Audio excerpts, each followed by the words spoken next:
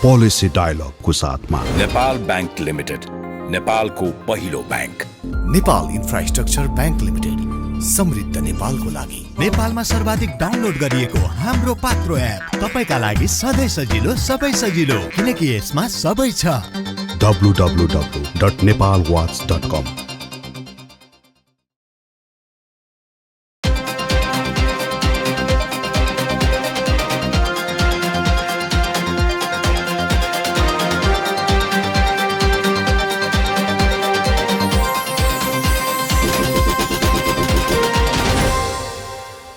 नमस्कार, पोलिसी डायलगमा स्वागत छ। म विष्णुराज उप्रेती। नेपाल वाच मल्टिमिडिया प्राली र नीति अनुसन्धान प्रतिष्ठानले सञ्चालन गरेको यो कार्यक्रम प्राध्यापक डाक्टर गोविन्दराज पोखरेलले सुरु गर्नुभएको थियो र पछि म पनि जोडेँ र अहिले आएर डाक्टर विमला राई पौडेल पनि संलग्न हुनुहुन्छ। अब हामी यो कार्यक्रम पालै पालो अगाडि बढाउँदैछौँ। आज हामीले तीव्र गतिमा आर्थिक सामाजिक रूपान्तरणका निम्ति नेपालले गर्नुपर्ने विविध क्षेत्रका संरचनागत सुधारहरू र नीतिगत परिवर्तनका बारेमा पूर्व प्रधानमन्त्री डाक्टर बाबुराम भट्टराईसँग कुराकानी गर्दैछु। डाक्टर साहब नमस्कार, स्वागत छ हजुरलाई। डाक्टर भट्टराई विदेशमा खास गरी एकाडेमिक वर्ल्डमा नेपाली मार्क्सिस्ट स्कलर भनेर चिनिनु हुँदो रहेछ। उहाँका धेरै ठाउँमा यसरी लेखिएका दस्तावेजहरू पाइन्छ। पन्जाब विश्वविद्यालयबाट 1977मा आर्किटेक्चरमा ब्याचलर्स र अर्बन एन्ड रिजनल प्लानिङमा सन् 1979मा दिल्ली युनिभर्सिटीबाट मास्टर्स तथा जवाहरलाल नेहरू विश्वविद्यालयबाट 1986मा रिजनल डेभलपमेन्ट प्लानिङमा डाक्टर साहबले पिएचडी गर्नुभएको र त्यसपछि विविध राजनीतिक, सामाजिक, आर्थिक सबै क्षेत्रमा समानान्तर रूपमा आफूलाई स्थापित गर्नु भएको छ र उहाँको PhD thesis the nature of under development and regional structure of Nepal a Marxist analysis भन्ने निकै चर्चित छ र यसले धेरै चर्चा पाउनुका साथै यसले एउटा दृष्टिकोण, बृहत्तर दृष्टिकोण पनि दिएको छ। राजनीतिक चिन्तक, बौद्धिक अभ्यासका साथसाथै अगाडि बढाउनुभएका डाक्टर भट्टराईलाई आज राजनीतिक प्रकृतिकै प्रश्नबाट सुरु गर्छु। डाक्टर साहब, हाम्रो प्रधानमन्त्रीज्यू निकट भविष्यमै अमेरिका, चीन जाँदै हुनुहुन्छ। हाम्रो प्रधानमन्त्रीहरू जानुहुन्छ, प्रतिबद्धताहरू हुन्छन्, पुरा हुँदैन, अनि यो दिने ऊ दिने भनेर सपिङ लिस्ट बनाएर जाने गरिन्छ। अहिले हाम्रो प्रधानमन्त्रीले के गरी जानुपर्छ, के एजेन्डा राख्नुपर्छ र के चाहिँ हुनुपर्छ उद्देश्य? अब के हुनुपर्छ र के हुन्छ भन्ने बिचमा ठुलो अन्तर हुने गरेको छ। हुनुपर्ने कुराहरू त धेरै छन्, तर के हुन्छ भन्ने कुरो चाहिँ त्यति धेरै हुन्छ जस्तो मलाई लाग्दैन। एउटा सामान्य औपचारिक नै यो भ्रमण हुन्छ। के हुनुपर्छ भन्ने विषय चाहिँ धेरै गम्भीर विषय छ। अब आगामी दशकमा चीन विश्वको पहिलो अर्थतन्त्र हुनेतिर उन्मुख छ, दक्षिणमा भारत तेस्रो अर्थतन्त्र हुनेतिर उन्मुख छ। यसको दुईटा बिचमा भएको नेपालले यसको अवसर लिएर आफूलाई गुणात्मक ढङ्गले रूपान्तरण गर्ने सम्भावना हो, त्यसको खोजीमा हामी लाग्नु पर्थ्यो। त्यसको निम्ति एउटा राष्ट्रिय सोच बनाएर हामीले दुईटै ठुला छिमेकीहरूसँग कुराकानी गर्दा, र म आफूले त पहिलेदेखि नै नेपाल चाहिँ एउटा दुई ढुङ्गा बिचको तरुल होइन, अब यो दुईटा ठुला अर्थतन्त्र बिचको एउटा गतिशील पुल बनाउनुपर्छ भन्ने अवधारणा राख्दै आएको मान्छे हुँ। त्यो दिशातिर जान सक्दा राम्रो हुन्छ, तर अहिले नै प्रधानको भ्रमणबाट त्यो होला जस्तो मलाई लाग्दैन। नेपाललाई एउटा विकसित समृद्ध देश बनाउनको लागि गर्नुपर्ने रूपान्तरणहरू चाहिँ के हुन् त? त्यसो भए के गर्यो भनेदेखि चाहिँ यो देश हामीले अपेक्षा गरे अनुसारको हुन्छ? यसमा नीतिगत कुराहरू, रणनीतिक कुराहरू के गर्नुपर्ने हो?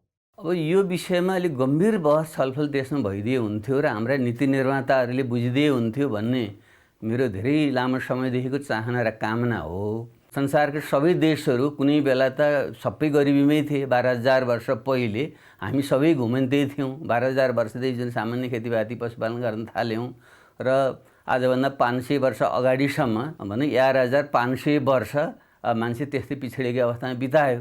गत 500 वर्षमा औद्योगिक क्रान्ति, वैज्ञानिक क्रान्ति, प्रबोधन आदि मार्फत जुन खालको ठुलो फड्को मानव जातिले हान्यो त्यही क्रममा नै यो विकास र प्रगति भएको हो र अहिले 21औं शताब्दी आउँदा विश्व फेरि चौथो औद्योगिक क्रान्ति एउटा नयाँ चरणमा पुगेको छ भनिन्छ। यससँग जोडेर नेपाललाई हामीले चाहिँ हेर्नुपर्छ। यही क्रममा के देख्यो भने कतिपय देशहरू उही ढङ्गले सुरु भएका मानव जातिका हामी शाखा जो देशको नाउँमा बाँडिएर हामी बसेका छौँ, कोही चाहिँ अति सम्पन्न हुने प्रति व्यक्तिकै उत्पादनकै जीडीपी पर क्यापिटाकै हिसाब गऱ्यौँ भने वार्षिक प्रति व्यक्ति जीडीपी झन्डै 1.5 लाख भएका देशहरू पनि छन्। लक्जमबर्ग लगायतका, कतार लगायतका देश, अमेरिका लगायतका देशहरू 80,000-सम्म छन् र मध्यम स्तरका देशहरू 15-20 हजारसम्मका छन्।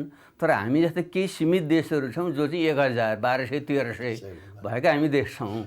भने यो किन भयो, कसरी भयो, किन हुन्छ भन्ने गम्भीर प्रश्न हो। मैले यहाँले मेरो थेसिसको चाहिँ नाम लिइदिनु भयो। आजभन्दा 40 वर्ष पहिले मैले नै यही विषयमा नै गरेँ, अल्प विकास कसरी हुन्छ, नेपाल किन अल्प विकसित भयो भन्ने विषय नै मेरो थेसिस हो।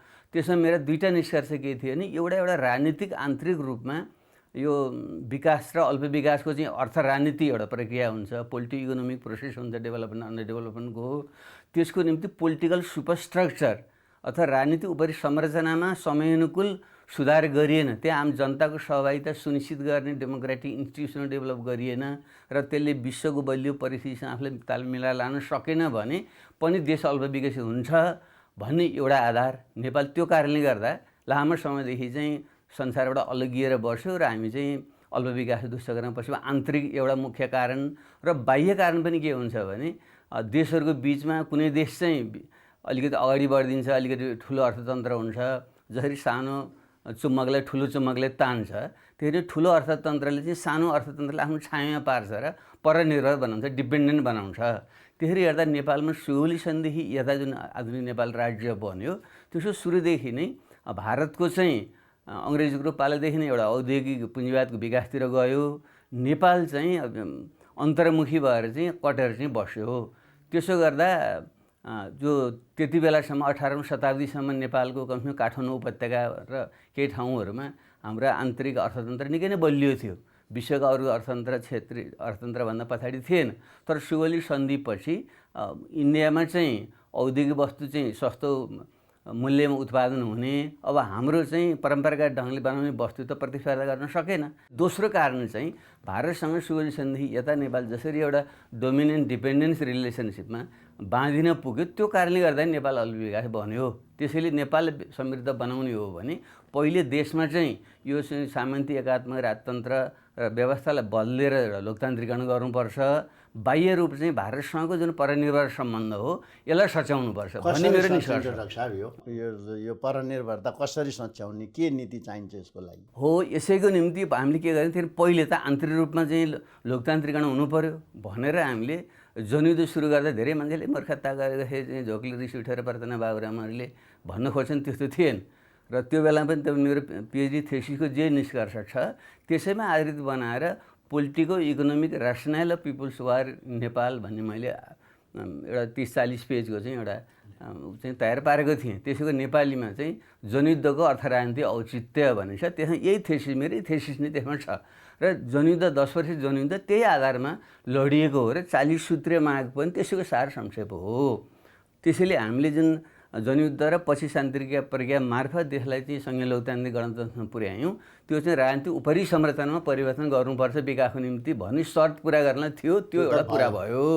अब बाँकी रह्यो भारतसँगको सम्बन्ध हो। अब गाँठी कुरो यही नै छ, यो कसरी गर्ने भन्ने विषयमा देशमा एकरूपता बनेको चाहिँ छैन।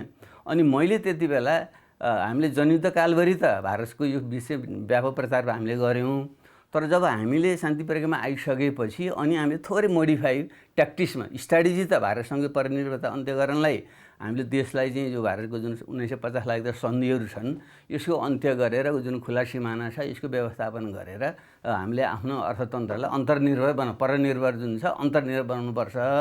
त्यसको निम्ति केही नीतिगत हस्तक्षेप गर्नुपर्छ भनेर नै म प्रधानमन्त्री भएको बेलामा यो एमिनेन्ट पर्सन ग्रुप भन्ने जुन बन्यो इपिजी, त्यस मार्फत चाहिँ 1950 को सन्धि, खुला सिमाना, यो जुन पारवान सम्झौता, भारतसँगको चाहिँ व्यापारको जुन असमानता असन्तुलन, यी सबैलाई समेट्ने गरी समग्र ढङ्गले 21औं शताब्दी अनुकूलको नयाँ सम्बन्ध विकास गर्नको निम्ति फेरि नयाँ आवश्यक पर्छ भने सम्झौता गरौँ र पुरानो सम्झौता खारिज गरौँ भनेर त्यो गरिएको थियो।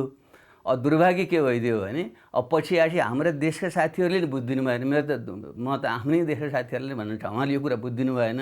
उल्टो बाबुराम चाहिँ बडो भारतसँगबाट नरम भयो भन्न थाल्नुभयो।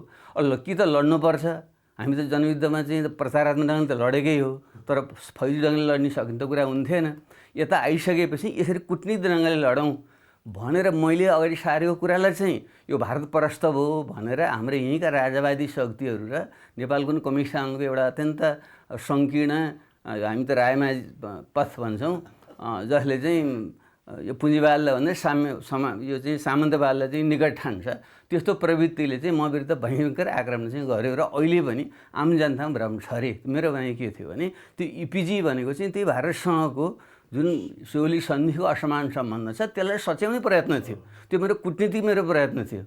अब मैले आज यो भन्ने अवसर दिनुभयो, म राख्न चाहन्छु। र जबसम्म त्यो भारतसँगको असमानताको साङ्लोबाट हामी निस्कँदैनौँ त्यति बेला हामी जतिसै चिच्यान जतिसै टाउको फरे पनि नेपाल बन्दैन। अहिले हाम्रो अर्थतन्त्र अगाडि बढ्न नसक्नु मुख्य कारण यो भन्ने मेरो चाहिँ त्यसको लागि चाहिँ हाम्रो आन्तरिक राजनीतिक शक्तिहरू एक हुनु पर्यो। त्यसै त फेरि त्यो त हुँदैन होला। एक्ज्याक्टली। त्यसो भएर मैले चाहिँ पटक भन्ने के गरेको थिएँ, पहिले आन्तरिक रूपमा हामीले एकताबद्ध बनौँ यस्ता मूलभूत यस्ता विषयमा। पछिल्लो चरणमा फेरि परिवर्तन के आयो, गत 40 वर्ष यता त ठुलो परिवर्तन आयो। चिनको यो ढङ्गको ठुलो शक्ति रूपमा उदय भयो। अब भारतको पनि जुन ठुलो बजार छ पुँजीवादी बजार, त्यसको निम्ति विश्वभरिका चाहिँ लगानीकर्ताहरू चाहिँ भारतमा अहिले उहिरिराखेका छन्। त्यसले गर्दा यी दुई देशको चाहिँ एउटा पुँजीवादी विकास त ठुलो रूपमा भएको छ भने अब हामीलाई यसले के अवसर दियो भने भारतसँगको चाहिँ परनिर्भरता र उसमा मात्रै आश्रितपन जुन छ यसबाट मुक्त हुनको निम्ति चीनसँग पनि हामीले एउटा गतिशील पुलको सम्बन्ध राख्न सकियो भने दुवैको चाहिँ भ्यालु चेनसँग जोडिएर हाम्रो अर्थतन्त्रलाई अगाडि बढाउन सकिन्छ भन्ने मेरो बुझाइ हो। मैले यही कुरा नै अहिले पनि फेरि राख्न चाहन्छु। हाम्रो चाहिँ राजनीतिक नेतृत्वले जति छिटो यो कुरा बुझ्छ त्यति बेला देश बन्छ। यो नबुझेसम्म आफ्नो डम्फु बजाएसम्म यो देश बन्दैन र हाम्रै युवाहरू चाहिँ फेरि वाक्क दिक्क भएर विदेश पलायन हुने जुन प्रवृत्ति डरलाग्दो बढेको छ त्यो चाहिँ रोक्न सकिँदैन। अब म अर्को एउटा हजुरको यो पढाइसँग सम्बन्धित हजुर त अब यो रिजनल प्लानिङको पनि विज्ञ, हाम्रो यो अहिले खास गरी यो क्षेत्रीय योजनाको अवधारणै असान्दर्भिक भएको हो कि हामीले त्यसलाई नेपालमा सही तरिकाले लाउन नसकेको हो कि कुनै एउटा रिजनल प्लानिङको अवधारणा त राम्रोसँग गएको जस्तो देखिँदैन। यसमा के छ हजुरको मूल्याङ्कन?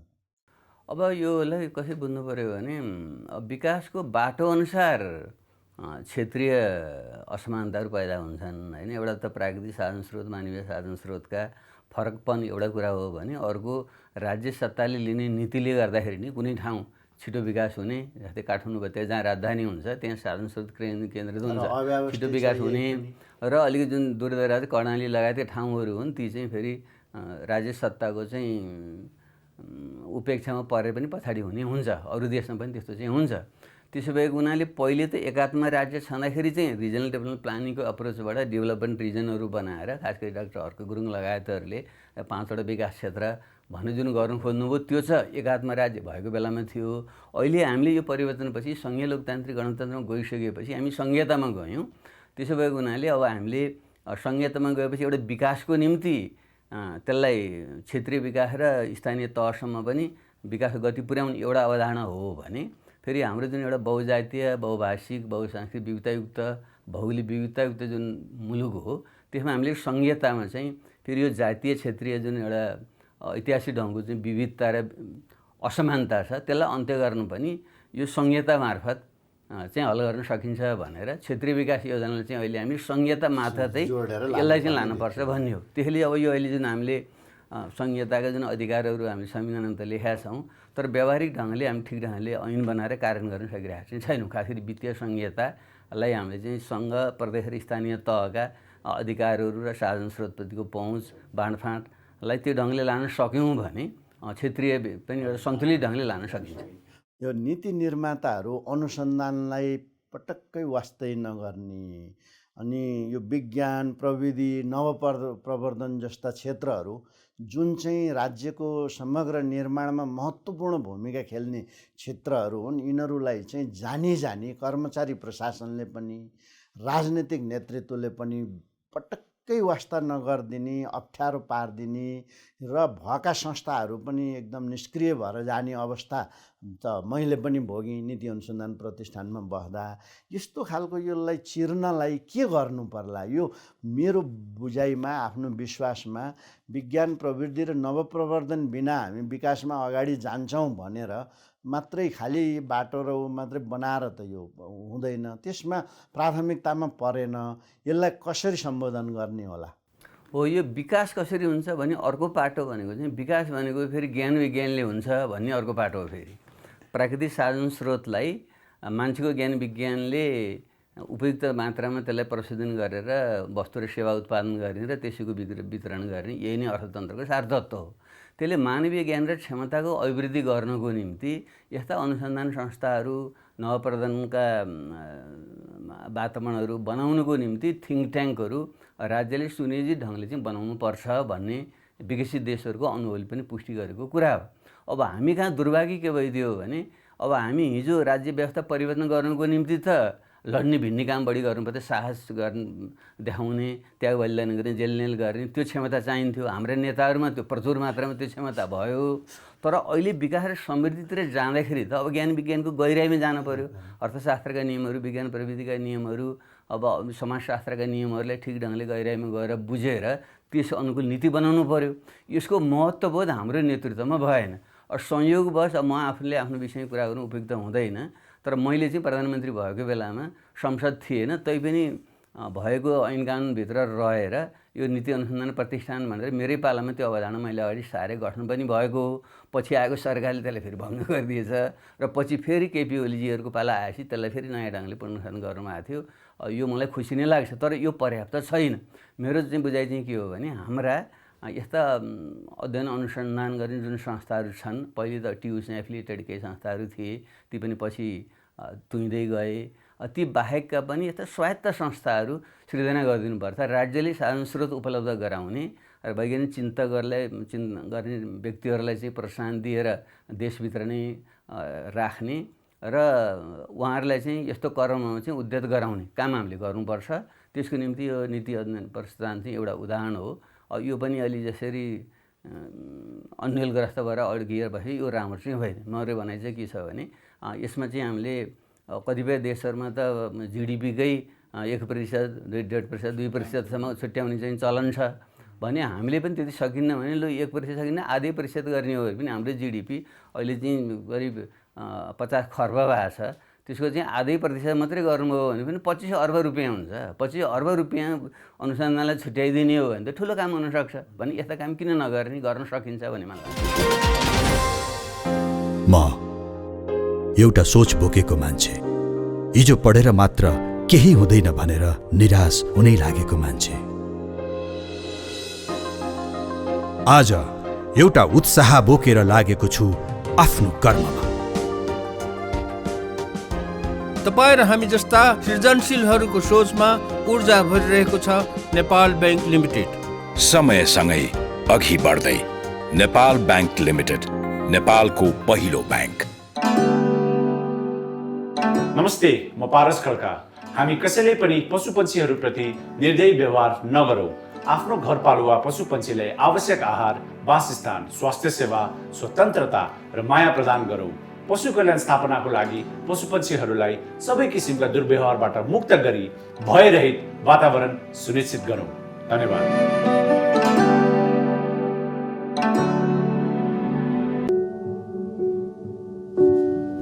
नेपाल इन्फ्रास्ट्रक्चर बैंक लिमिटेड, समृद्ध नेपालको लागि।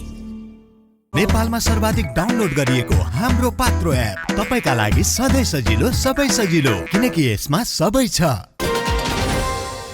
नीतिको कुराहरू गर्दाखेरि एकदमै धेरै ठाउँमा, एक ठाउँमा मात्र होइन, सार्वजनिक यातायातको होस्, कृषिको होस्, अरू पनि होस्, औषधिका नीतिहरू हुन्, यी यावत नीतिहरू सही तरिकाले नबन्ने अनि समस्याहरू उठ्छ, सरकारहरूले पार्लियामेन्टमा बहस पनि हुन्छ, राष्ट्रपतिसम्म प्रतिवेदनहरू पनि पुग्छन्, त्यसपछि फेरि कार्यान्वयनमा पनि जाँदैन।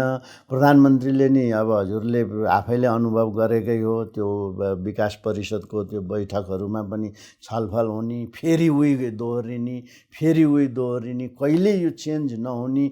यसको चाहिँ यो हाम्रो राज्य संरचनाभित्रको के कारणले चाहिँ हो? कर्मचारीकै कारणले भनेर भने नि सुनिन्छ, कर्मचारीकै मात्रै कारणले त पक्कै पनि यो हुन नपर्ने हो। नेताहरू भन्दाखेरि एकदमै यो गर्नुपर्छ, भएको छ, यो छ पनि भन्नुहुन्छ। कि प्रधानमन्त्रीहरूलाई के त्यस्तो अप्ठ्यारो पर्छ जसले गर्दाखेरि हामीले बाहिरबाट देख्दा सामान्य तरिकाले सल्भ गर्न सक्ने, एउटा लाइसेन्सलाई नियमित गर्न सक्ने कुरामा प्रधानमन्त्रीले चाहेर पनि नहुने हो चाहिँ के यो डाक्टर साहब? यो किन यस्तो हुन्छ?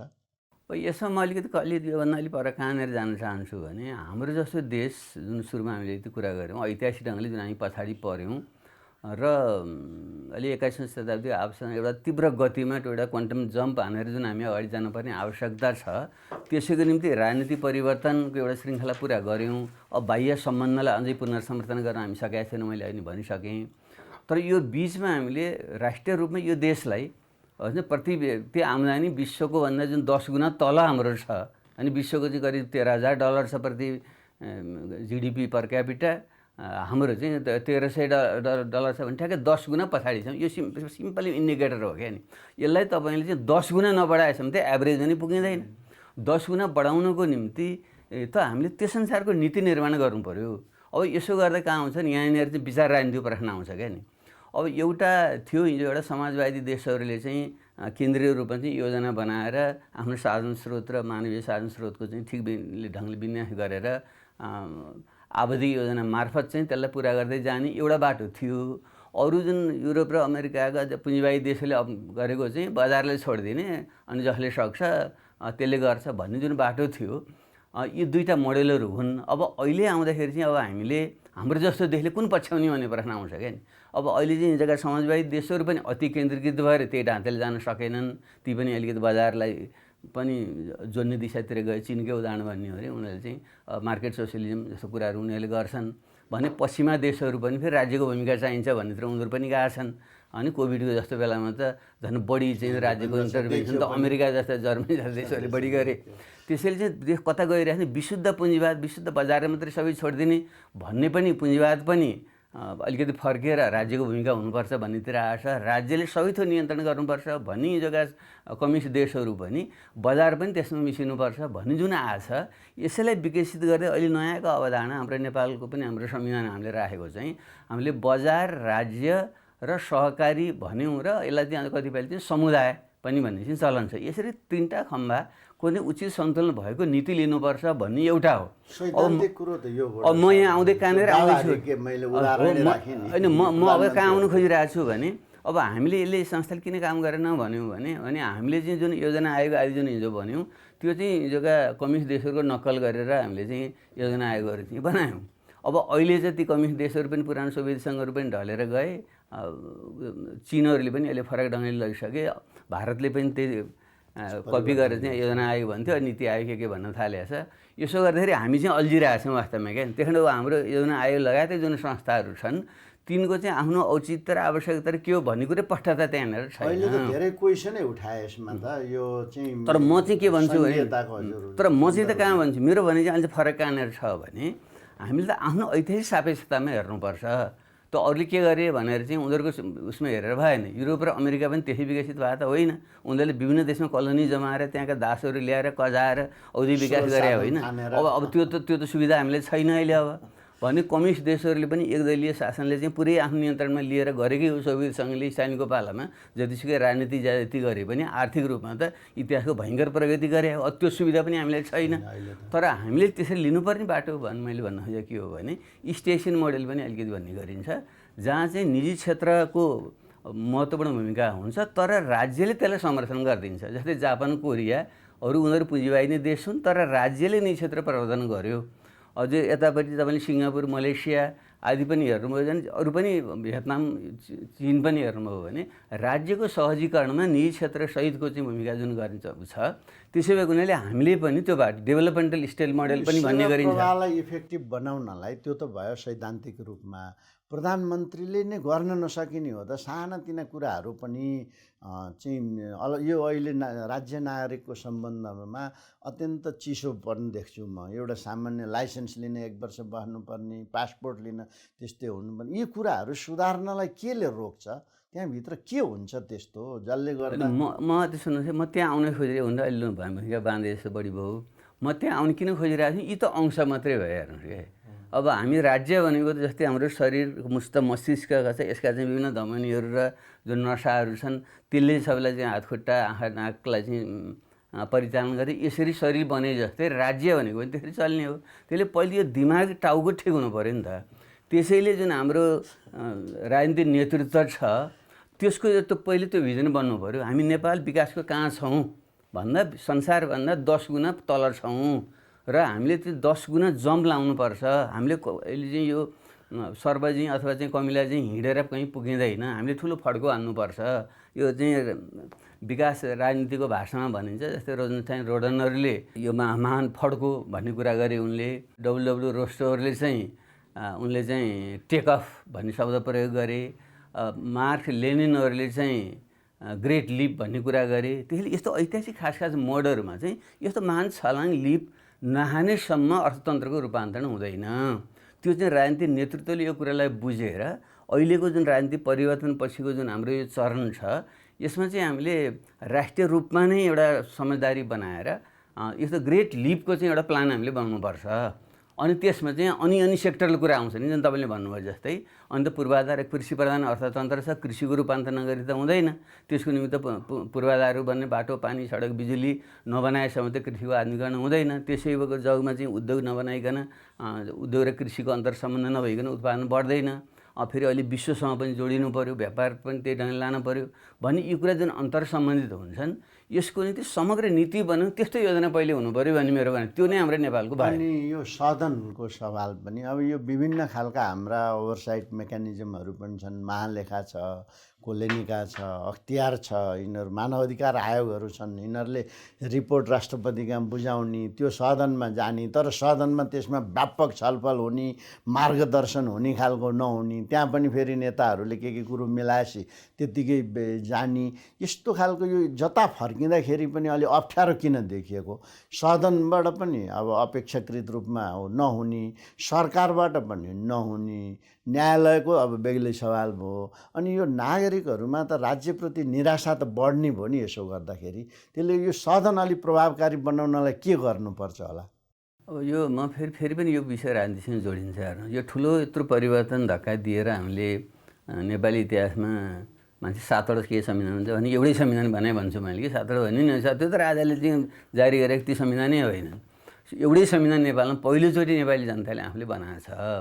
यो त्यसै अनुरूप जो राजनीतिक व्यवस्थाको परिवर्तन हामीले गऱ्यौँ। अब यसमा केही त्रुटिहरू रहे। म त के भन्छु भने हाम्रो शासकीय स्वरूपको यो प्रत्यक्ष निर्वाचित कार्यकारी प्रणालीमा हामी जानु पर्थ्यो र पूर्ण समानुपातिक संसद गरेको भए ठिक ढङ्गले ऐन कानुनहरू पनि बन्थे, कार्यकारीले चाहिँ स्थायी सरकार चलाउन पाउँथ्यो।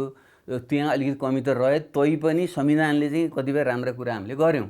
तर त्यसै अनुसार क्या नि राजनीति जुन परिवर्तन भयो त्यही हाम्रो ब्युरोक्रेटिक ढाँचा पनि परिवर्तन हुनु पर्थ्यो। ब्युरोक्रेटिक ढाँचा हाम्रो ठिक ढङ्गको बनाएको त छैन। कमसेकम अरू कोलोनियल देशहरूमा अङ्ग्रेजहरू र अमेरिकनहरूले बनाइदिएका थिए।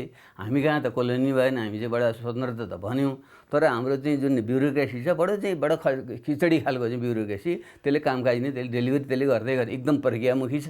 त्यसलाई चाहिँ परिणामी चाहिन्छ। यो ब्युरोक्रेसी अलि यो अहिले हजुरले भने त्यो रूपान्तरण गर्न सकिएन क्या। त्यो ब्युरोक्रेसीको रूपान्तरण गर्न सकिएन। जुडिसियरीको पनि त्यो परम्परागत खालको जुडिसियरी छ।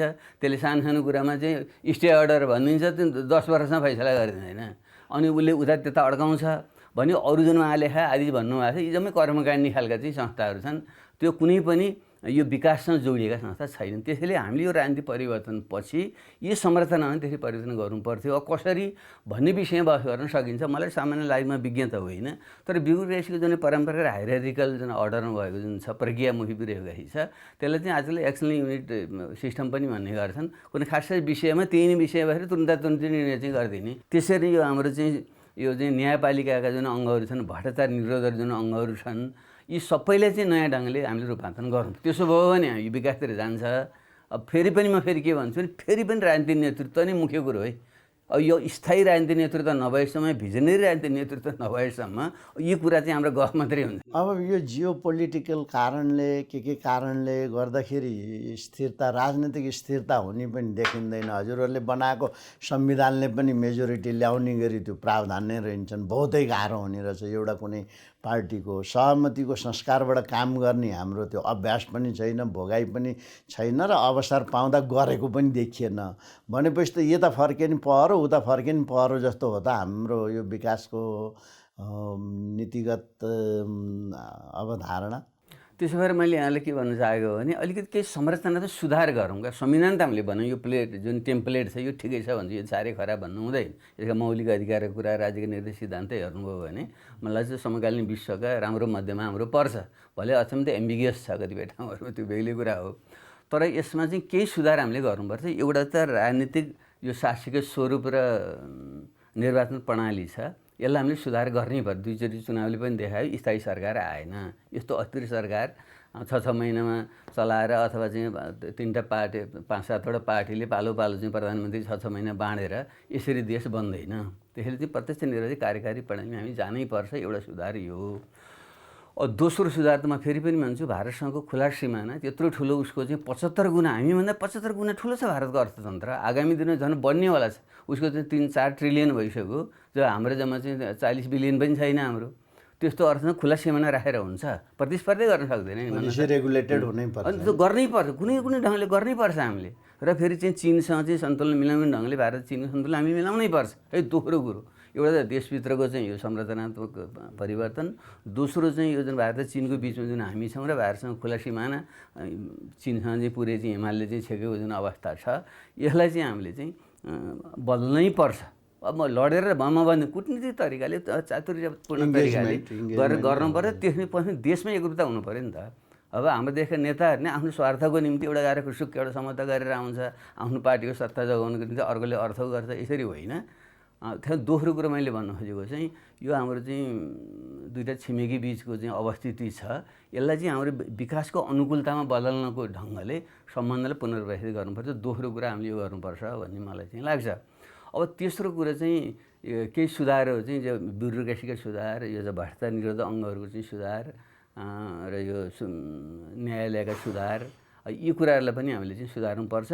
र ब्याङ्कीय जुन वित्तीय क्षेत्र छ, अब अहिले हाम्रो के भयो भनेदेखि हाम्रो अर्थतन्त्र त श्रम बेच्ने र वस्तु आयात गर्ने जस्तो जुन अर्थतन्त्र बन्यो, त्यसले गर्दा करिब हाम्रो 50 खर्ब जतिको चाहिँ जिडिपी पुगेको छ। 57 खर्ब त हाम्रो ब्याङ्कमा पैसा बसिरहेछ र हाम्रो चाहिँ 13-14 खर्ब रुपियाँ चाहिँ उताबाट रिमिटेन्सबाट आउँछ। यतिवटा बुझ्नुहोस् त तपाईँले, हामीले श्रम बेचेर यहाँ पैसा ल्याइरहेछौँ, अनि त्यसको चाहिँ वस्तु चाहिँ यहाँ आयात गरेर चाहिँ हामी यहाँ खाइरहेका छौँ। त्यसैलाई खेलाएर हाम्रो जिडिपीको चाहिँ हिसाब भइरहेछ। अनि जो अलिकति जुन पैसा बच्छ त्यो चाहिँ ब्याङ्कमा बसिरहेको छ, ठुलो ब्याङ्कमा छ, र त्यहाँ पनि 100-200 चाहिँ मान्छे जुन छन् तिनीहरूले आफै चलाएर खाइरहेछन्। भनेपछि के छ भने पैसादेखि पैसा खेलाउने क्या, श्रम चाहिँ बेच्ने र त्यहाँ आएको त्यो पैसाले चाहिँ व्यापार र चाहिँ यस्तै र अलिकति भएको पैसा चाहिँ ल्यान्ड स्पेकुलेसन यस्तो गरेर उत्पादनका काममा, औद्योगिक काममा हामी नलगाउने। यसलाई हामीले चाहिँ बदल्नै पर्यो। अब जिडिपीकै तपाईँ हिसाब गर्नुहोस् त, अब विकसित देशहरूमा औद्योगिक जिडिपी त 35-50% झन् चिनको चाहिँ 38% छ अहिले, हाम्रो कति चाहिँ 14% छ। त्यो पनि यो निर्माण आदिको कारणले गर्दा कि म्यानुफ्याक्चरिङ र वस्तु उत्पादन गरेर होइन, व्यापारकै चाहिँ कुरा गर्नुभयो भने पनि हामीले बाहिर बेच्ने वस्तु भने केही पनि छैन। खालि आयात मात्रै चाहिँ निर्मित वस्तु आयात गरेका छौँ, प्राथमिक वस्तु निर्यात गरेका छौँ। यस्तो डिपेन्ड यहाँ परिन्छ भन्ने मेरो भनाइ। अब जटिलता यो नीति र कानुनले सुधार नगरिकन यो नहुने। नीति र कानुन सुधार गर्ने ठाउँमा तिनै व्यक्तिहरूको हालिमुहाली हुने, निष्पक्ष खालका अनुसन्धान संस्थाहरू, प्राज्ञिक संस्थाहरू, शिक्षामा लगानी गरेर चाहिँ एउटा देशको यो अर्थ राजनीति बुझ्ने खालका युवा उत्पादन गर्नेतिर नलाग्ने अनि खालि यस्तै यस्तै हुँदै जाने भनेपछि त हामीलाई त एक किसिमले निकै अप्ठ्यारोमा पो पर्यौँ जस्तो छ त। अनि धेरै अप्ठ्यारोमा पऱ्यौँ जस्तै अब आजै पनि म एक ठाउँ पढिरहेको थिएँ, हेर्नुभयो होला, देशप्रतिको एउटा सपना नदेख्नु युवा पुस्ताले सबभन्दा ठुलो घातक कुरा यो हो। हाम्रो नेतृत्वले यो कुरा बुझिरहेको चाहिँ छैन। हाम्रो पुरानो नेताहरू थाकिराख्नु भएको छ, गलिराख्नु भएको छ। म त उहाँसँग सङ्गत गरिरहेको छु, कुनै नयाँपन त्यहाँ उहाँहरू छँदा पनि छैन।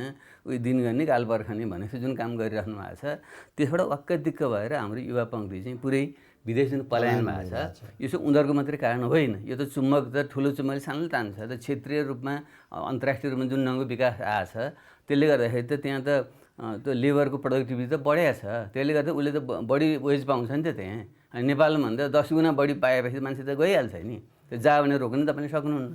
त्यसले यसलाई बदल्नको निम्ति चाहिने के भने राजनीतिक रूपले नै हस्तक्षेप गर्ने हो। राजनीतिक नेतृत्वको एउटा भिजनरी नेतृत्व नआएसम्म र राजनीतिक स्थायित्व नभएसम्म देश हुँदैन। त्यसैले यसको निम्ति यो प्रणालीलाई जतिसक्दो छिटो बदलौँ। यो छिटो नबदलेसम्म यही हुन्छ। अब उहाँहरूले हटाउँला हामीले, त्यसपछि आउँछ जुन छ कुनै पनि सरकार त स्थिर सरकार त बन्दैन। त्यसले छिटोभन्दा छिटो यो शासकीय स्वरूप निर्वाचन प्रणाली बदलौँ भन्ने मेरो भनाइ हो। परराष्ट्रको बारेमा नि केही कुरो गरौँ। हाम्रो अन्तर्राष्ट्रिय सम्बन्ध अब अहिले यो जियो स्ट्रेटेजिक जियो पोलिटिकल टेन्सनहरू यो यावत बढिरहेको छ। एकातिर हाम्रा छिमेकीहरू अघि पनि कुरा गरियो यति सशक्त भएर संसारका शक्तिको रूपमा आइराखेका छन्।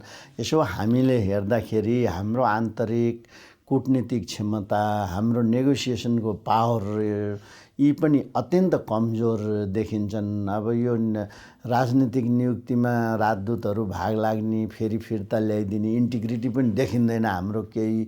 अब यो पाटोलाई सुधार्नलाई हाम्रो परराष्ट्र सम्बन्ध सुदृढ बनाउन हाम्रो विदेश नीतिमा के कस्ता प्रावधानहरू राख्यो भने, के गर्यो भने अलि हुन्छ होला? राजनीति नेतृत्वकै प्रश्न आउँछ। हामीले राजनीतिलाई समाज रूपान्तरणको, राज्य व्यवस्थालाई बढी लोकतान्त्रिक र उन्नत ढङ्गले सञ्चालन गर्ने विधिको रूपमा मान्नु भन्दा पनि त्यो चाहिँ हाम्रो पार्टी व्यक्ति गुटको चाहिँ हितको निम्ति दोहन गर्ने साधनको रूपमा जसरी हामीले प्रयोग गऱ्यौँ, यही चाहिँ बिस्तारै रूपमा चाहिँ अन्तर्राष्ट्रिय सम्बन्धमा त्यस्तो चाहिँ पुगेको छ। जब आन्तरिक रूपमा हामी दोहनकारी ढङ्गले यसलाई राज्यलाई लिन्छौँ भने बाहिर पनि राजदूत भएर जाने भनेको त्यहाँ चाहिँ गएर चाहिँ धाउधको त्यहाँ लगाउने, त्यहाँ डलरको जुन खालको सुविधाहरू पाइन्छ त्यो ग्रहण गर्ने र आफ्नो आसेपासेहरूलाई चाहिँ व्यवस्थापन गर्ने भन्ने ढङ्गले जुन गयो त्यो विकृतिको परिणाम यस्तो भयो। त्यसले यसलाई सुधार चाहिँ मूलबाटै देशभित्रैबाट सुधार गर्नुपर्छ र प्रक्रियासम्म ढङ्गले चाहिँ सबै देशसँग अहिलेको विश्वमा चाहिँ हामी चाहिँ कटेर रबिन्सन क्रुसोको टापु जस्तो भएर विकास गर्न सकिँदैन। तीमध्ये नै मुख्य रूपमा चाहिँ हाम्रो दुईवटा छिमेकी भारत चीन र जुन अर्को चाहिँ प्रमुख एउटा विश्व शक्ति छ अमेरिका र युरोपियन युनियनहरू, तिनीहरूसँगको एउटा सन्तुलित सम्बन्ध बनाउने ढङ्गले नै हामी जानुपर्छ र त्यसो नगरेसम्म देशको विकास हुँदैन। र अर्को चाहिँ एउटा चाहिँ हाम्रो चिन्तनमा चाहिँ सुधार के ल्याउनु जरुरी छ भने हामी नेपालीहरूमा हेर्दाखेरि त बडो हामी राष्ट्रिय भावना बडो दह्रो छ भने देख्छौँ, तर हाम्रो राष्ट्रिय भावना 100 वर्ष पुरानो छ कि भौगोलिक राष्ट्रियता मात्रै छ कि जमिनको एक टुक्रो माटो, एक मुठी माटो छोड्दिन भने चाहिँ बरुबरुको मान्छे उठ्छन्। तर आफ्नो देश चाहिँ यत्रो भङ परेर अर्थतन्त्र जम्मै चुहिएर उता गएको, परनिर्भर भएको, रोजगारी नपाएर युवा पलायन भएको, त्यसरी चाहिँ देश कङ्गाल भएको र राष्ट्रियता कमजोर भएको चाहिँ हामी देख्दैनौँ क्या नि। हो भूगोल पनि चाहिन्छ, देश भनेको त भूगोलमै टेकेर गर्ने हो, तर त्यसमा भूगोल मात्रै होइन, जनता हो, अर्थतन्त्र हो, सभ्यता संस्कृति हो, यसको समुच्चता राष्ट्रियता हो भन्ने चेत पनि हामीमा भएन क्या नि। त्यसो हो भने यसमा पनि सुधार गर्नुपर्छ भन्छु मैले क्या। त्यसो हुन सक्यो भने अब अहिले त हामी आर्थिक विकास समृद्धि जुन कुरा गरिरहेको छौँ, अर्थ राजनीतिको कोणबाट राष्ट्रियतालाई बुझ्नु पनि पऱ्यो क्या नि। किन भारतसँगको जुन असमान सम्बन्ध यो चाहिँ लिपुलिएको त्यति जमिनको मात्रै कुरा होइन हो, त्यो हाम्रै जमिन हो, सुगोली सन्धिले हामीले दिएको महाकाली पूर्वक हाम्रो भने हाम्रो हो, त्यहाँ कुनै विवाद छैन। तर त्यसले भन्दा बढी नोक्सान केले पारेको छ भने यो जुन खुला सिमाना हामीले भत्तै त्यतै छोडिदिइरहेछौँ, त्यसले उसको अर्थतन्त्र हामी प्रतिस्पर्धै गर्न सक्दैनौँ। कृषिमा उसले चाहिँ त्यति ठुलो स्केलमा उत्पादन गर्छ, अनुदान दिन्छ, हामीले कृषिमा त्यसो गर्न सकेका छैनौँ। त्यसले गर्दा हामी चाहिँ कृषि समेत उसबाट आयात गर्ने स्थितिमा पुगिरहेका छौँ। उद्योग धन्दा अलिअलि हामी चलाउँछौँ, तर उसको चाहिँ ठुलो पैमानामा जुन उसले वस्तु उत्पादन गर्छ भारतले, त्यसमा तुलना गर्न नसकेर उद्योग धन्दाबाट मरिरहेछन्। यो पो ठुलो कुरो हो त। यसो कसरी व्यवस्थापन गर्ने भन्ने राष्ट्रियताको यो अर्थ राजनीतिक कोणलाई चाहिँ बढी बुझिदिनु पऱ्यो भन्छु मैले। यो बुझ्ने नेतृत्व नभएसम्म देशको राष्ट्रियता बलियो पनि हुँदैन र हाम्रै समस्या हल पनि हुँदैन र हाम्रै युवा पलायन हुने क्रम पनि रोकिँदैन। म एउटा सोच बोकेको मान्छे, हिजो पढेर मात्र केही हुँदैन भनेर निराश हुनै लागेको मान्छे, आज एउटा उत्साह बोकेर लागेको छु आफ्नो कर्ममा। तपाईँ र हामी जस्ता सृजनशीलहरूको सोचमा ऊर्जा भरिरहेको छ नेपाल बैंक लिमिटेड। समयसँगै अघि बढ्दै नेपाल बैंक लिमिटेड, नेपालको पहिलो बैंक। नमस्ते, म पारस खड्का। हामी कसैले पनि पशुपन्छीहरूप्रति निर्दयी व्यवहार नगरौँ। आफ्नो घरपालुवा पशुपन्छीलाई आवश्यक आहार, वासस्थान, स्वास्थ्य सेवा, स्वतन्त्रता र माया प्रदान गरौँ। पशु कल्याण स्थापनाको लागि पशुपन्छीहरूलाई सबै किसिमका दुर्व्यवहारबाट मुक्त गरी भयरहित वातावरण सुनिश्चित गरौँ। धन्यवाद।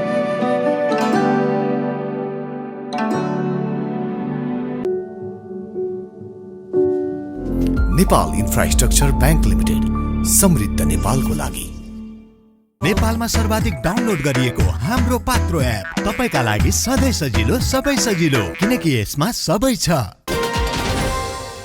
अब यो युवाहरूमा निराशा देखिन्छ, देश छोडेर गइराखेका छन्। यहीँ भइराखेकोहरूमा पनि एकदम उग्रताहरू, कतै नेतालाई खुकुरीले हान्ने, कतै के गर्ने, यो मासमा पनि एकदम मास मनोविज्ञान नै जुन छ त्यो नै नकारात्मक भएर गइराखेको परिवेशमा हामीले यसलाई अलिकति सकारात्मक बनाउन के गर्न सकिएला? यो त एक किसिमले हेर्दाखेरि त अब यो समाज विज्ञानमै अध्ययन गर्ने हामीलाई त अलि जटिल हुँदै गएको जस्तो लाग्छ। यसमा चाहिँ अब यसको मैले अलिकति अध्ययन गर्दा के देखेँ भने आम नागरिकहरूले राज्यप्रतिको सकारात्मक भाव राख्ने भनेको राज्यले दिने सेवा सुविधाहरूको कुरालाई हुने रहेछ, त्यसमा पनि सन्तोषजनक नहुने, अनि राजनीतिक ध्रुवीकरण पनि एकदमै बढ्ने, अनि अलि यथास्थितिवादी शक्तिहरू पनि अझ सशक्त खालले गर्न थाल्ने र एउटा पोइन्ट अफ टाइममा आएर त क्लासै हुने खालको अवस्था देखिन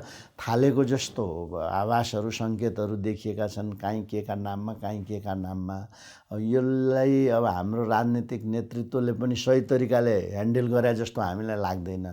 जता सामाजिक मनोविज्ञान जता गएको छ त्यतै बोलिदिने, त्यही हो भनेर गइदिने, अनि त्यसले गर्दा अब यो धरानकै केस अस्ति झन्डै हो भए यस्तो खालको योलाई चाहिँ कसरी सम्बोधन गर्न सकिएला, के गर्नु पर्ला? राजनीतिक पार्टीहरूले, अरू बौद्धिक मान्छेहरूले के गरे भने अलि न्यूनीकरण गर्न सकिएला? हो, यो धेरै गम्भीर विषय छ। यसको दुईवटा कारण हुन्छ। मलाई एउटा सब्जेक्टिभ आत्मगत पक्ष र अर्को चाहिँ अब्जेक्टिभ पक्ष, दुईवटा जस्तो मलाई एउटा लाग्छ। एउटा सब्जेक्टिभ आत्मगत पक्ष कस्तो हो भने यत्रो ठुलो राजनीतिक परिवर्तनपछि यसलाई छिटो चाहिँ व्यवस्थापन गरेर राजनीतिक स्थायित्वसहित अब हामीले चाहिँ हाम्रो फोकस जसरी हिजो व्यवस्था परिवर्तनमा हामीले चाहिँ लड्यौँ, अब चाहिँ यो आर्थिक सामाजिक रूपान्तरणको निम्ति 10-20 वर्षमा देशलाई चाहिँ एउटा टेकअफको स्टेजमा लैजानको निम्ति योजना बनाएर त्यो ढङ्गले हामी जान सक्नु पर्थ्यो। त्यो नगरिकन हाम्रो यो जुन सङ्क्रान्तिकाल जुन लम्बँदै गयो र आर्थिक रूपान्तरणको काम चाहिँ हामीले गर्न सकेनौँ र जनताले जुन डेलिभरी चाहिँ दिन सकेनौँ, त्यसले गर्दाखेरि जनतामा एक ढङ्गको फ्रस्ट्रेसन आयो। एउटा यो पाटो, दोस्रो यही बिचमा अब्जेक्टिभली परिवर्तन के आइदियो भने एउटा त यो डिजिटल प्रविधि र इन्टरनेट प्रविधिले गर्दा मान्छेको असाध्यै इन्फर्मेसनको पहुँच चाहिँ कुनाको विश्वव्यापी रूपमा र देशको कुना काप्चासम्म पनि पुग्यो र नयाँ पुस्ता चाहिँ त्यसबाट अभ्यस्त भएपछि उसको आकाङ्क्षा एकदम हत्ता बढ्ने भयो। र अर्कोपट्टि फेरि भारत र चीन चाहिँ फेरि यही दशकमा न हो, 1-2 दशक यता न उनीहरू हत्ता चाहिँ अगाडि आइदिए। त्यसको तुलनामा त हामी फेरि चाहिँ एकदम तल पऱ्यौँ। यो दुईवटा सब्जेक्ट र अब्जेक्टिभ कारणले गर्दा देश चाहिँ एउटा ठुलो एउटा निराशा, कुण्ठाको ठुङ्जामा पुगेको छ। त्यसले गर्दाखेरि एउटा प्रविधि चाहिँ पलायन छैन, यो देश बन्दैन भनेर पलायन गरेर भागेर जाने, अर्को प्रविधि चाहिँ यो व्यवस्थै ठिक छैन, यो नेतै ठिक छैन, यसलाई मार्नुपर्छ, काट्नुपर्छ भनेर खालको चाहिँ एकदम उग्र ढङ्गले आउने जुन प्रवृत्ति बढेको छ, यसको हल हामीले चाहिँ खोज्नुपर्छ र त्यो राजनीतिक नेतृत्वले नै खोज्नुपर्छ। नेपाल बनाउने सपना देख्नु पऱ्यो भन्ने मेरो क्या। छोटो अवधिमा केही दशकभित्र नेपाललाई बनाउन सकिन्छ भनेर म यो दुईवटा कुरा जुन अहिले मैले भने त्यो भनेको देशभित्र चाहिँ एउटा स्थिरताको सरकार र त्यसले एउटा भिजनरी लिडरसिपले यस्तो योजना बनाउने, दोस्रो भारत र चीनका मूल्य श्रृङ्खलासँग जोडेर दुवै देशका चाहिँ लगानीहरू ल्याएर चाहिँ विकास गर्ने, र तेस्रो चाहिँ हिमाल पहाड तराई मधेसका जुन हामी विविध जाति क्षेत्र समुदाय छौँ त्यसलाई चाहिँ एउटा समन्वयिक ढङ्गले चाहिँ विकासको प्रतिफल सबैलाई पुर्याउने त्यसो हुन सक्यो भने नेपाल बन्छ त्यो सपना हामीले देखाउनु पर्छ भन्छु। एउटा नि यो अहिले एकदमै यो पपुलिजमले गर्दाखेरि यी अहिले जुन खालका हामी बहस गरिरहेका छौँ त्यसरी सोच्ने त्यसरी चिन्तन मनन गर्ने अभ्यास पनि हराएको जस्तो लाग्छ। नेपालको बौद्धिकै भनेका प्राध्यापकहरू पढालेखा विद्वानहरू भनेका मान्छेहरू पनि बौद्धिक बहसमा अनुसन्धानमा लाग्नुभन्दा राजनीतिक पार्टीहरूतिर लाग्ने अनि एकदमै पपुलर खालको एउटा एजेन्डा दिएर वात्त एउटा आउँछ सबै त्यतैतिर लागेको देखिन्छ। अब तिनीहरू पनि फेरि त्यो पपुलिजमले त पुर्याउने त फेरि एकदम एक्सट्रिमिजमतिरै हुँदो रहेछ। अभिव्यक्तिहरू पनि त्यस्तै आएको पनि देखिन्छ। अब के यो यस्तो अवस्थामा बौद्धिकले अलिकति केही भूमिका खेल्छ कि भन्दा बौद्धिक पनि भूमिका खेल्ने राजनीतिक पार्टीहरूले आफ्नो पार्टी स्ट्रक्चरभित्रबाट यस्तो खालको यो एकदम रेडिकलिजमलाई कन्टेन गर्छन् कि भन्दा त्यता पनि नदेखिने। राज्यका संयन्त्रहरूले सेवा प्रवाहलाई प्रभावकारी बनाएर नागरिकको मन जित्लान् कि भन्यो त्यता पनि सन्तोषजनकको देखिँदैन। अब यो खालको पपुलिजम किन आउँछ र यसलाई के चाहिँ कसरी सम्बोधन गर्नुपर्छ? अब यो हेर्नुमा फेरि पनि भन्छु म यो भिजनरी लिडरसिपले बाटो देखाउने हो। नेतृत्व भने पार्टीभित्रको नेतृत्व भनेको चाहिँ सबभन्दा अगुवा चेतना बोकेका मान्छेहरू जसले आम जनताभन्दा अगाडि बढेर देख्न सक्छन् बाटो देखाउँछन् त्यस्तो हुनु पर्थ्यो। दुर्भाग्यवश हिजो उहाँहरूले गरेकै हुन्छ क्या साथीहरू मेरो समस्याले हिजो गरे अब हिजोको कार्यभार अर्कै थियो एजेन्डा अर्कै थियो अहिलेको एजेन्डा फेरि हो। त्यो एजेन्डा उहाँले ग्रास गर्न सकिराख्नु भएको छैन। मुख्य कुरो त्यहाँनिर हो। त्यसले हामीले यही प्रणालीभित्रबाट त्यस्तो नेतृत्व त्यस्तो राजनीतिक स्थायित्व पहिले खोज्नुपर्छ र त्यसले चाहिँ यस्तो योजना चाहिँ बनाएर विकास समितिको बनाएर चाहिँ लागू गर्नु पर्यो। त्यो नहुँदा अहिले के भइदियो भने मान्छे एउटा आक्रोश मात्रै भएको छ क्या नि। अब ठ्याक मान्छे विकल्प देखिरहेको छैन। नयाँ पुस्ता कस्तो आयो अब उसले छिटो छरि त अरू देशको सबै जो देख्छ भिडियो अरू चाहिँ हेर्छ टिकटक आदि हेर्छ संसार चाहिँ चमकधमक देखिरहेछ। तर त्यो कसरी भयो हेर्नु पऱ्यो युरोप अमेरिका कसरी भयो त्यो पछि एउटा 200 वर्ष लाएर भएको छ त्यो त बिचरा उसले बुझेको छैन।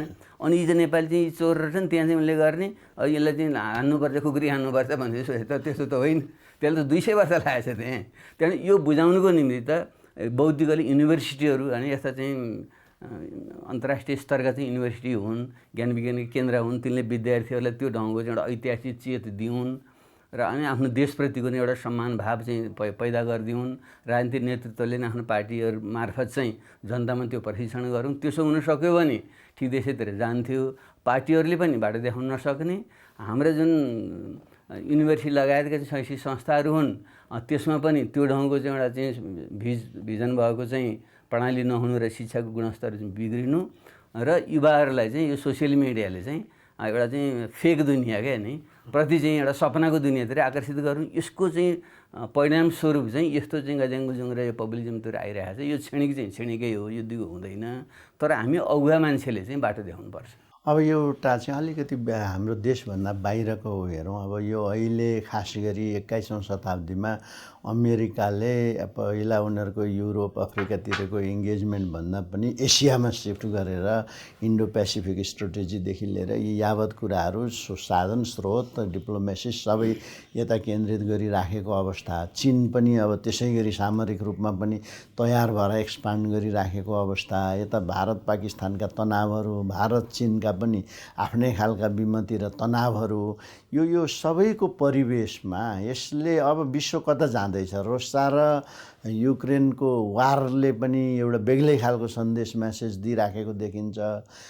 के अब साँच्चै संसार चाहिँ एक किसिमले तनावमै जान लागेको जटिल नै हुन लागेको हो कि यो फेरि मूल प्रवाहमा आएर को एक्जिस्टेन्समा जाला कि के लाग्छ तपाईँलाई छोटकरीमा? हो ठिक यसको दुईवटा पक्ष भन्न चाहन्छु म। एउटा चाहिँ यो जुन विश्वमै यो जुन भइरहेको छ नि पहिलो दोस्रो विश्वयुद्ध हुँदै अहिले जुन छ यो चाहिँ पुँजीवादको विकासको जुन असमान नियम हुन्छ त्यसैको परिणाम नै हो। पुँजीवादी प्रणाली भनेको पुँजीको जुन विस्तारित पुनरुत्पादन हो एक्सपान्डेड रिप्रोडक्सन अफ क्यापिटल भनिन्छ। क्यापिटल नाफा कमाऊ फेरि लगानी गरेर अझ नाफा कमाऊ गर्दाखेरि अन्तर्निहित असमानता त्यहाँ हुन्छ। त्यसले गर्दा त्यसका केन्द्र कहिले युरोप अमेरिका हुन्छन् कहिले अहिले इस्ट एसियातिर त्यो चाहिँ गइरहेको छ। त्यसले यो असमानता पुँजीवादी प्रणालीभित्रको असमानताले यस्तो युद्ध र चाहिँ द्वन्द्व ल्याउने हो। त्यसै भएको हुनाले पोस्ट क्यापिटलिस्ट र हिजो चाहिँ अब सोसियलिजम भनेर जुन कम्युनिस्ट प्रणाली ल्याइयो त्यो मोडेल पनि ठिक भएन। त्यसैले म त के भन्छु भने पोस्ट क्यापिटलिस्ट पोस्ट कम्युनिस्ट एउटा नयाँ ढङ्गको एउटा वैचारिक चाहिँ सोल्युसन ग्लोबली एउटा चाहियो। त्यसैलाई मैले चाहिँ एउटा चाहिँ इन्क्लुसिभ एन्ड पार्टिसिपेटेड डेमोक्रेसीमा आधारित न्यू टाइप अफ सोसियलिजम भन्ने गरेको छु क्या नि। एउटा डेमोक्रेसीमा आधारित हाम्रो संविधानमा लेखा समाजवाद करिब त्यहाँ भन्न खोजेको छ हामीले। त्यस कारण एउटा त विश्वव्यापी रूपमा यो वैचारिक समाधान खोज्नु पर्यो, नत्र पुँजीवाद रहेछ यही नै हुन्छ। र दोस्रो नेपालको हकमा चाहिँ अब जुन द्वन्द्वको केन्द्र जुन यता सर्दैछ अहिले, पहिले युरोप जुन थियो थिएटर थियो लडाइँको, अब थिएटर चाहिँ इस्ट एसिया हुने हो, किनकि चाइना जुन राइज गर्यो, चाइना र अमेरिका बिचको चाहिँ खिचतानी र त्यसपछि भारतीय पुँजीले पनि आफ्नो प्रभुत्व यो क्षेत्रमा त खोज्छ उसले फेरि अखण्ड भारत भन्दा उनीहरूको पनि अहङ्ग दम्म छ त्यहाँनिर। त्यसले नेपाल चाहिँ यी तीन थरी शक्तिहरूको द्वन्द्वको चाहिँ यो हिमाली भेग केन्द्रमा पर्ने चाहिँ स्थिति छ। त्यसले यसको एउटा खतरा हामीले नजान्दाखेरि चाहिँ गम्भीर खतरा छ, तर हामीले जान्दा हामीले ठुलो अवसर पनि हुनसक्छ भन्ने चाहिँ मलाई चाहिँ लाग्छ। त्यसले हामीले यसलाई अवसरमा बदल्नु भन्ने हो। भारत र चीन अमेरिकासँग एउटा सन्तुलित ढङ्गको सम्बन्ध राख्ने र यिनीहरू सबैबाट चाहिँ लगानी प्रविधि ज्ञान ल्याएर हामी नेपालले चाहिँ एउटा ज्ञानको केन्द्र किन नबनाउने। जस्तै 25 वर्ष पहिले चाहिँ बुद्धले ज्ञान दिएको थिए भने अहिलेको चाहिँ इन्टरनेट टेक्नोलोजीको चाहिँ लाभ चाहिँ नेपालीहरूले लिएर विश्वलाई नै चाहिँ ज्ञान केन्द्र किन नबनाउने। अहिले पर्यावरण संरक्षण र विनाशको जुन सङ्कट देखा परिरहेको छ, हिमाली भेग चाहिँ एउटा चाहिँ सस्टेनेबल डेभलपमेन्टको केन्द्र किन नबनाउने। र चाहिँ शान्तिकै निम्ति पनि जब युद्धको निम्ति अरू तयारी गरिरहेका छन् भने नेपाल बुद्धको देश नेपालले शान्तिको पैरवी किन नगरे। यसरी शान्तिको क्षेत्रमा, एउटा ग्रिन डेभलपमेन्टको क्षेत्रमा र एउटा नलेज इकोनोमीको क्षेत्रमा हामीले चाहिँ केन्द्रित भएर काम गर्ने हो भने नेपालले चाहिँ यो आगामी दशकमा चाहिँ एकदम फड्को हानेर चाहिँ एउटा विश्वमा नै जस्तै स्विजरल्यान्ड र सिङ्गापुरले विकास गरेका थिए हामीले गर्न सक्छौँ, मलाई चाहिँ त्यस्तो चाहिँ लाग्छ। र त्यो अवसर हामीलाई छ, तर नेतृत्वले यो देख्न सक्नु पर्यो। अब अन्तिमतिरै आइपुग्यौँ हामी। हजुरलाई लास्टमा एउटा प्रश्न गर्नुभन्दा पहिला व्यक्तिगत प्रश्न गर्छु म। धेरै देशका प्रधानमन्त्रीहरू, राष्ट्रपतिहरू त्यहाँबाट छुटेपछि युनिभर्सिटीतिर गएर पढाउने गर्छन्। तपाईँ अहिले पनि यो राजनीतिक नेतृत्वमै इङ्गेज भइराख्नु भएको देखिन्छ। यो तपाईँको यो विचारहरू यसलाई चाहिँ अझ व्यापक प्रवाह गर्नलाई युनिभर्सिटीतिर अथवा यो प्राज्ञिक जगतमा अलिक बढी इङ्गेज हुने योजना छ कि विचार छ कि के छ हजुरको अबको फ्युचर? यो राजनीतिमा त साह्रै धेरै भएको जस्तो देखिएन। होइन, म अब के म अलिक केमा एउटा प्रभावित छु भने क्या मेरो सुरुदेखि नै मेरो पिएचडी थेसिसको पहिलो वाक्य तपाईँले हेर्नुभयो भने मार्क्सको एउटा कोटेसन मैले त्यहाँ राखेको छु। Philosophers have interpreted the world in various ways, the point is to change it भन्छ उनीहरूले क्या। अब दार्शनिकले व्याख्या त गर्छन् राम्रोसँग, एकाडेमिक इन्स्टिट्युसनले त्यो त गर्छन्, तर दुनियाँ बदल्ने हो भने त तपाईँले फेरि पोलिटिक्समा जोडिनुपर्छ भने म सिद्धान्त र व्यवहार जोड्ने मेरो जीवनको मिसन चाहिँ त्यो हो। त्यसले मेरो रुचि सिद्धान्त निर्माण गर्नेपट्टि पनि हो र सँगसँगै व्यवहारमा जोडिएन भने त्यो सिद्धान्त किताबमै मात्रै बस्छ, यसलाई जोड्नु नि पर्यो भनेर जीवनको एउटा कालखण्ड सफलतापूर्वक सम्पन्न गरियो भन्ने मलाई लाग्छ। दोस्रो कालखण्ड चाहिँ फेरि जुन विचारको अहिले सङ्कट परिरहेछ, एउटा सही विचार संश्लेषण गरेर त्यस अनुरूपको चाहिँ एउटा राजनीतिक शक्ति चाहिँ नयाँ उदय भइदिए हुन्थ्यो भन्ने मेरो भनाइ। हिजोको पुँजीवाद र साम्यवादको जगमा बनेका जुन पार्टीहरू छन् ती युअनुसार पुराना भए, त्योभन्दा अगाडि बढेको पोस्ट क्यापिटलिस्ट पोस्ट कम्युनिस्ट विचार बोकेको चाहिँ त्यस्ता चाहिँ एउटा डेमोक्रेटिक बेसमा आधारित पार्टिसिपेटिभ डेमोक्रेटिक बेसमा आधारित सोसलिस्ट खालको चाहिँ त्यस्तो फोर्स बनिदिएदेखि चाहिँ हुन्थ्यो भन्ने मेरो एउटा चाहना त्यता हो। त्यसको निम्ति चाहिँ म अलिकति एकाडेमिक ढङ्गले नै छु, म चुनावमा नउठ्नुको अर्थ पनि त्यही हो। म अब चाहिँ अलिकति एडभाइजरी रोल गर्छु, अरू नयाँ युवा साथीहरूलाई अगाडि सारिने ढङ्गले सहयोग गर्छु, म आफू चाहिँ वैचारिक काम गर्छु भन्ने मेरो बुझाइ हो।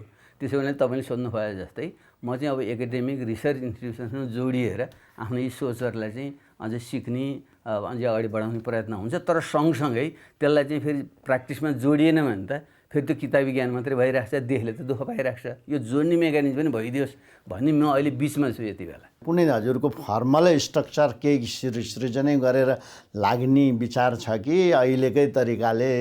होइन, म यो त मैले सङ्कलन कालमा पनि छु अहिले भर्खरै होइन, म भर्खर 70 मात्रै लागेको छु। अब अझै त अहिले हाम्रो आयु औषधि 72 भइसक्यो भनेपछि अर्को आयु अलिकति चोरेपछि आउन अलिकति बढिहाल्छ होइन। त्यसो मेरो सोच चाहिँ कस्तो छ भने एउटा त यो राजनीतिक पनि एउटा बनोस् भन्ने पनि छ, एउटा अल्टरनेटिभ पोलिटिकल फोर्स पनि बनोस्।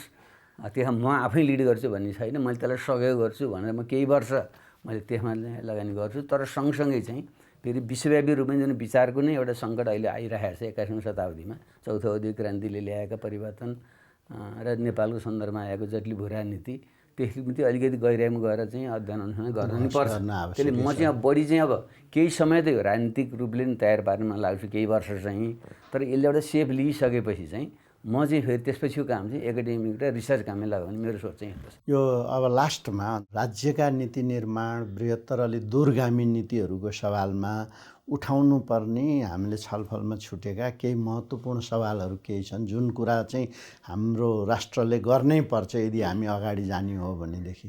एउटा त यो जति भू राजनीति यसरी मडारिएर जुन आउँदैछ त्यसलाई बेलैमा चाहिँ हामीले ध्यान दिएर नेपालको पोजिसन के र नेपाल कस्तो भूमिका गर्छन्, यो जुन चुनौती चाहिँ कसरी अवसान भन्ने विषयमा एउटा राष्ट्रिय सहमति बनाउनु पर्यो र यहाँका बौद्धिकहरू राजनीतिक कर्मीहरू सबैले त्यसमा एउटा जोड दिनु पर्यो भन्ने मलाई लाग्छ। किनकि अहिलेको विषयमा चाहिँ यो बाह्य शक्तिहरूको र यो इकोनोमिक पोलिटिकल फेनोमेनाले असर एकदम गर्छ। पहिलो काम एउटा त्यतापट्टि जाओस्। दोस्रो काम चाहिँ देशभित्र अहिले खास सबभन्दा ठुलो समस्या चाहिँ बेरोजगारीकै हो, युवा पलायनको जुन एउटा समस्या चाहिँ आइरहेको छ त्यसलाई रोक्न छिटोभन्दा छिटो चाहिँ हामीले कसरी चाहिँ एउटा रोजगारीमूलक चाहिँ औद्योगिक अर्थतन्त्रको विकास गर्ने र त्यस निम्ति चाहिँ एउटा देशभित्रको पुँजीको चाहिँ कसरी यो भ्रष्टाचार र अनियमिततालाई रोकेर पुँजीको सञ्चय र बाहिरबाट चाहिँ पुँजी आकर्षण गरेर ल्याउनु पऱ्यो। हाम्रो त बाहिर कुनै लगाइ नै आइरहेको छैन क्या नि। आकर्षण गरेर केही दशकभित्र चाहिँ हामीले देशको चाहिँ तीव्र औद्योगिकरण चाहिँ गर्ने र देशभित्र चाहिँ एउटा 10औं लाखको रोजगारी सृजना गर्ने ताकि चाहिँ युवाहरूको पलायन रोकियोस् र जो विदेश गएका युवाहरू छन् तिनले फेरि एउटा सपना चाहिँ देशभित्रै छ है भन्ने बिजेर फर्केर आउन्, यसमा चाहिँ जोड पुगोस् भन्ने मेरो चाहिँ आग्रह छ। थ्याङ्क यू डाक्टर साहब, यो महत्त्वपूर्ण विचार राखिदिनु भयो। यो पोलिसी डायलगलाई यसमा हाम्रो उद्देश्य पनि चिन्तकहरूको त्यसमा संलग्न भएका व्यक्तिहरूको विद्वानहरूको पोलिसीमा काम गरेको अभ्यासकर्ताहरूको दृष्टिकोण आमूल रूपमा पुगोस् र नीति निर्माताहरूले सुन्नुहोस् भन्ने नै हो। डाक्टर साहबको यो भनाइ पक्कै पनि राष्ट्रको लागि महत्त्वपूर्ण हुनेछ। हामीलाई समय दिनुभयो यसको लागि हार्दिक धन्यवाद व्यक्त गर्छु डाक्टर साहबलाई। आज हामीले देशको समग्र आर्थिक रूपान्तरण सामाजिक विकास सम्बन्धी नीतिगत सवालहरूमा बहस गऱ्यौँ। अब मलाई पनि बिदा दिनुहोस्। धन्यवाद।